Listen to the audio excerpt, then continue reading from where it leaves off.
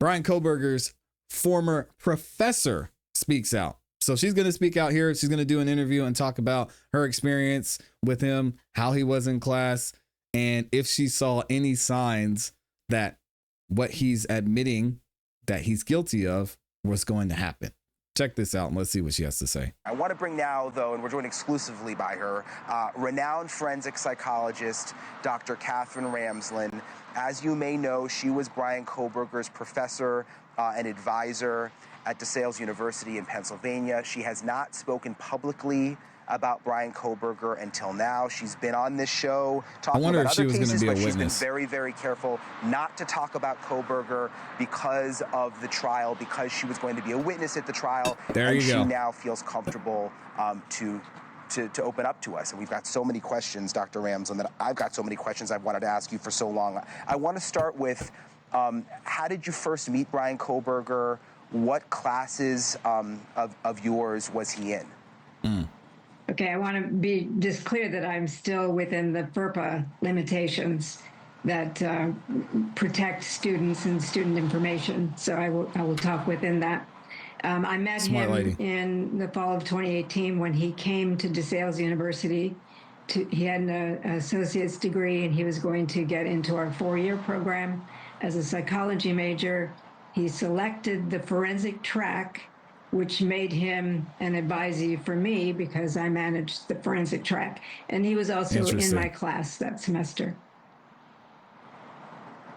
And Dr. Ramsland talks about FERPA. I should have mentioned that. There's a law, it's a federal law, I believe, that she is not allowed to talk about certain aspects of a student, their grades, certain parts of their academic life. It's almost like a HIPAA. So she's going to tell us what she can, but unless Bryan Kohberger signs off, she's legally not allowed to talk about certain elements of his academic career. So just keep that in mind if there's some things that Dr. Ramsland can't answer. What was your perception of him?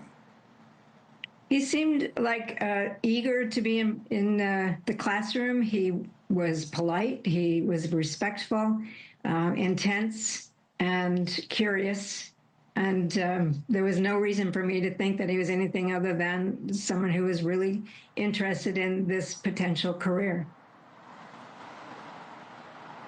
Was there anything looking back now that was strange about him or that you noticed?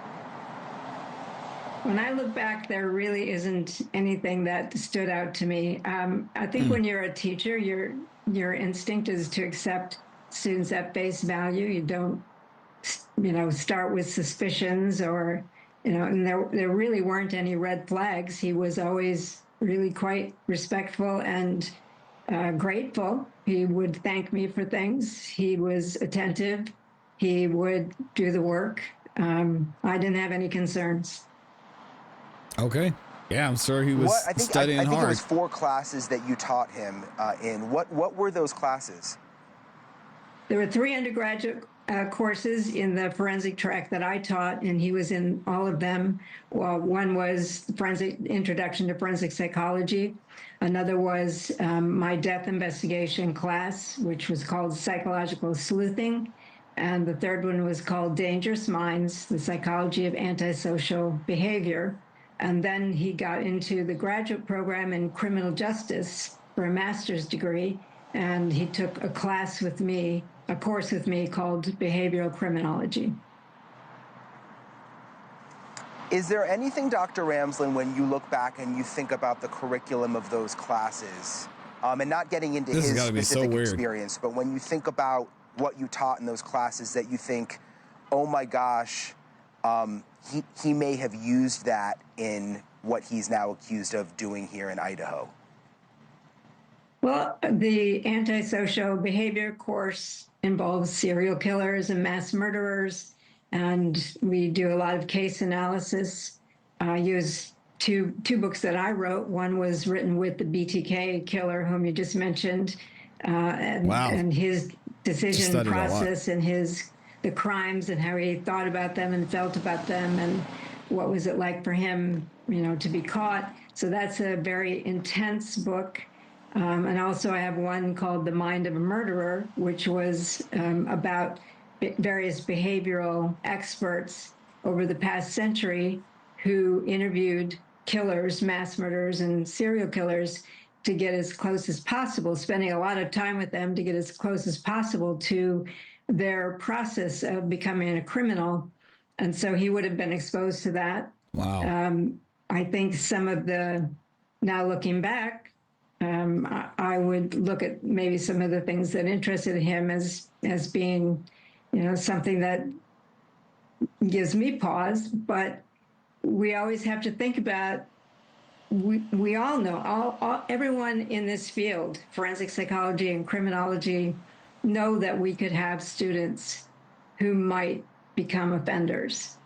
But we also know that the vast majority of our students will not, and will instead go into a field like law enforcement, FBI, Secret Service, that make the world better, that protect us, so we know that there's always a risk. That's that we're a wild statement. Somebody who wants to do something terrible. I would... Jesus. Yeah, I mean, I guess I could understand you giving tools to a monster. It seems like there should, maybe if you're choosing to go this route, if the numbers are significant enough that you would have some type of psych evaluation or test that people could take to be allowed into a certain program. But then again, I don't know how you would do that with gatekeeping or that type of information from people. That's weird to hear that they know, some of these people might use the information they get to commit crimes. Yikes. Hoping we won't ever have that. But, in my case, I did. That's crazy. Can you say, Dr. Ramsland, what it was looking back now that sort of raises your eyebrows specifically in terms of things in the class? I think just the idea of wanting to study offenders and what their thought process was, how they felt about their crimes, wanting to study that, and then finding out that this is a person who then is now saying he's guilty of doing these things. I have to look at the framework of what I taught and wonder, did I inspire him in some way? Did I, but I can't second guess that, because I may have inspired somebody else to become an FBI agent. And that's, unfortunately, in this field, that's what we live with. Mm-hmm. I mean, you've been studying serial killers most of your life, but when you talk about the fact that what you taught may have inspired this, that's got to be hard for you to process, I would imagine. It's terrible, very hard. And it's not just what happened to the victims. I really thought Bryan Kohberger was a promising student who really could have made a mark in this career in a very positive way. I thought that. So disappointed, angry, and very shocked that this is who he turned out to be, and horrified for the victims and their families. Just horrified. I mean, I worked with Dennis Rader closely for 5 years. I met the victims' families. I saw the devastation that these kinds of acts can have, and I have to always keep that in mind when I'm teaching these subjects. Yeah, I mean, does she have a duty? And a lot of y'all will know the answer to this, so let me know in the comments in the chat. Does she have some type of duty to report certain things if she sees someone taking a certain interest in the topic, similar to what maybe a therapist or a psychologist would do if they're working with someone, if they know that they're going to cause harm? Or maybe she didn't see those signs. I don't know if she would admit to it on the stand, but if you're working in a certain field, it seems like you would have a certain, I don't know, a certain duty to report it. Y'all would have to let me know about that in the comments. What did you think when you first heard that Bryan Kohberger, your former student, was arrested for this? I was completely floored. I didn't believe it. And his demeanor that we saw on media was that he was confident that he was going to be able to prove his innocence. So I wanted to wait and see. I wanted to give him the benefit of the doubt. But as months go by and he kept saying that he had an alibi, and I wondered, well, why are you sitting in jail? Give us your alibi, get out. And that wasn't happening. And then it was really when he said his alibi, and it was clearly not an alibi, and he would have known that, certainly from all the classes that he had through undergraduate and graduate work. He would have understood that wasn't really an alibi. I think that was when I was really, floored that this is my student who has done these things. You mentioned, you studied BTK, the serial killer. You I'm sure met she's with him seen a many lot. times in prison. This is what you do in a hope to prevent these things from further happening and understand the mind of a serial killer. Would you want to study Bryan Kohberger? Have you put any thought into that? That's a great something question. that you think could be possible? I've been thinking about that for 2.5 years. I would. This is my work. If he wanted to do that, I would. And in the framework of this is what we do to try to look at developmental Kind of weird trajectories, the triggers, so that we can see the red flags faster. We can prevent people like this from wreaking the havoc that they do. So, I don't know how do y'all feel about this? This seems kind of strange. That seems kind of weird. I'm not going to go into what I think could possibly happen, but I would be interested to see. No, I don't want to say that. I would be interested to see if maybe one of the victims were closely related to her in some way, if she would feel different. But I think it's just because it's her line of work. I don't know if it doesn't even seem appropriate that she would do this type of interview with a former student. I don't know. Y'all are saying she sounds proud. I don't want to say that. She's like, yes, this is so interesting. What made you come to my class? Yeah, I don't know. That's weird. So if he wanted to do that, I know that he's got the intellectual capacity to do it, to be self-reflective. She's going to be talking about it in every class. Think through how his life came to this. And so I would definitely do it if he were willing. And it would be hard. But I think because I have so much material from him, I have questions for him that I think nobody else but me could ask.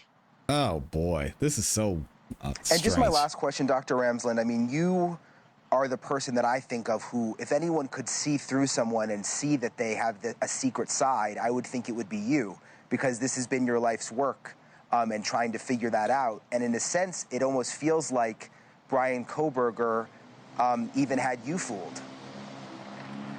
Well, I study the ones who are really good at it, because I want to really try to understand what can we see in the constellation of behaviors that will tip us off earlier. Because people who are really good at passing as normal and keeping their dark side hidden can fool people, can fool all the experts for a long period of time. I think anybody in my field will tell you they can be duped by a really skillful, predatory type of person.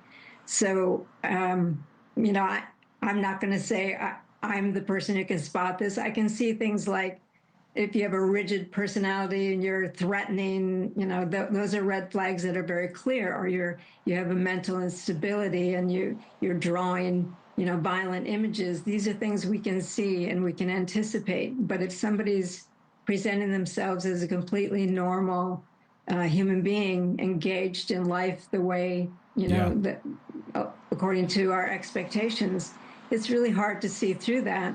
And as a teacher, I am not initially suspicious that students are there for the wrong reasons.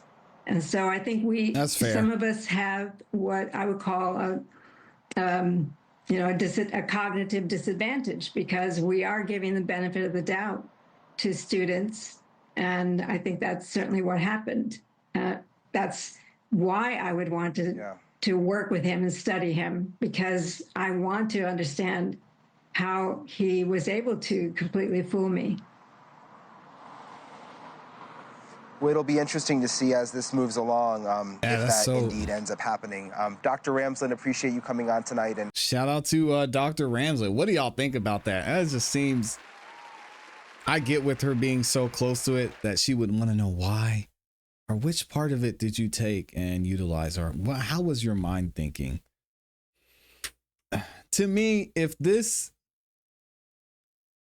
information isn't going to help us prevent these type of crimes, I mean, what's the point other than just piquing somebody's interest? If there's a place for this, and maybe I'll have to study and read some of her books to see why this work is important. But if it's not going to help you not only detect a pattern, but give you the power to call this out and maybe catch it before something happens, then what are we doing here? Let me know what y'all think in the comments. And